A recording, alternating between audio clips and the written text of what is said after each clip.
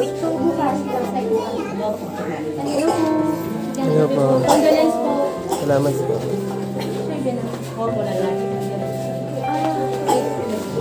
Condolence po.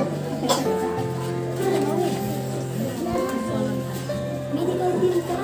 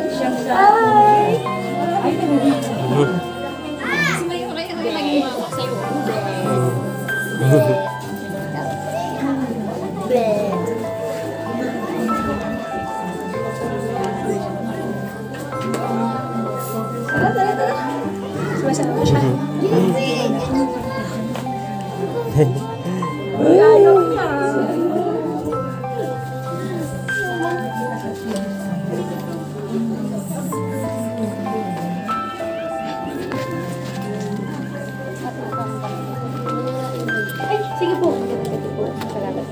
Iupo na po ako. Okay lang. Sige mo dito. Ay, tabi tayo. Tabi tayo.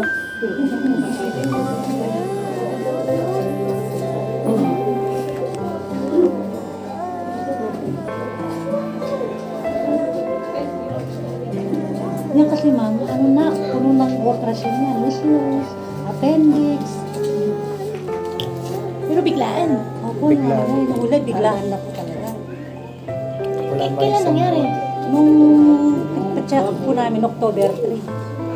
Nung naninilaw na po yung mata niya, tsaka yung buong katawan niya. Tapos kailan po siya pumanang? Nung November. November 3. Natapos pa yung ano. Ay, dinulo na po yung lighting natin. Kaya kinakahirap pa ako ng oxygen sa NDR. Hindi na po na.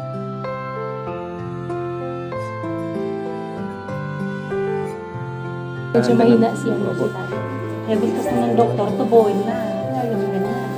Sabi nga, kung tinubo kasi, ano rin po eh. Tsaka hirap, kawawa po yung tao.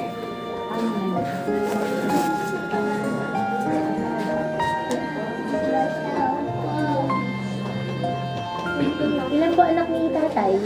Anim po. Ang dami na po. Saya. 25 bata po na. Siyam sa tuhod. Ayaw po. Ayaw po. Nag-aaral ba kayo? Masipag ba kayo? Late? Hindi. Hindi? Nag-absent? Hindi rin? Ito. Busy ba kayo? Papasok ba kayo on time? Very good kayo.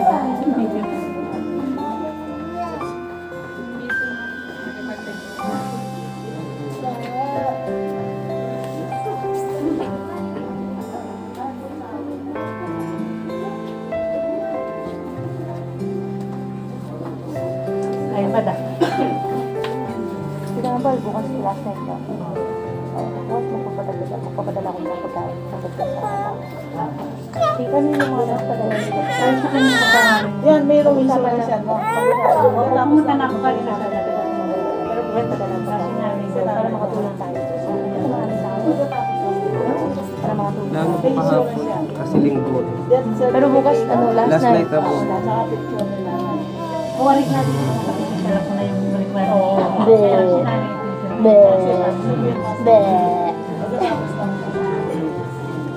Kompleto yung kompleto. Kasi yung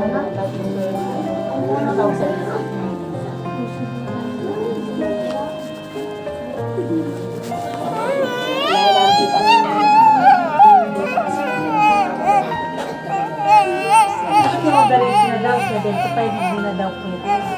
Pati yung lipat pumunta ako ng barangay hall, sabi nila, 65 below. Ang, Yung 75 na daw. ang ano po? Yung insurance sa barangay, kasi barangay tayo, isa sa Bipads. Kung B-Pads, di ba may insurance po dapat? Eh, dahil ko ano po doon, 65 below. Opo. Hindi na yung 65 above, wala na. Actually, Tita Kambal, naalala mo nung umagyo.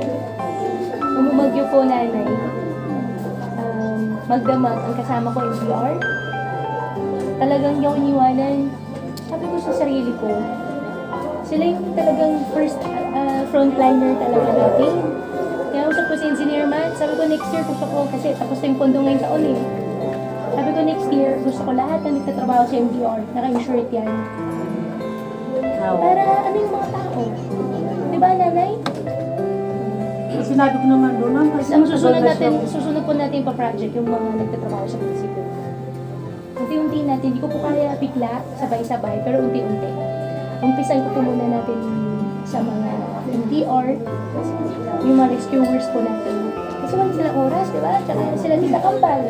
Ang medical team din natin walang oras. Pag tinawag niyo po na alas 3, kahit natutulog, tatayo. Kasi medical team. Kaya pati sila gusto ko mabigyan ng insurance. Magaling sa munisipyo. kaya nga madam, kanina naglalaban ako. Matagal na siya. Kaya tigal na niya.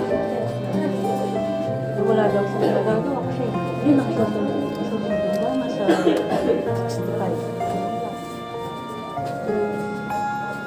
Nasa 65. Gandang gabi po.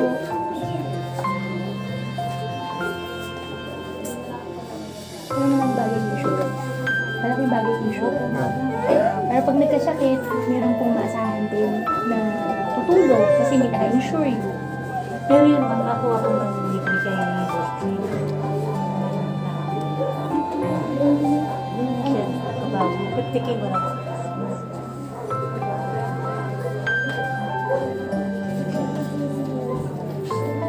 Marami siyang pinabay. Bakit yung sa multi?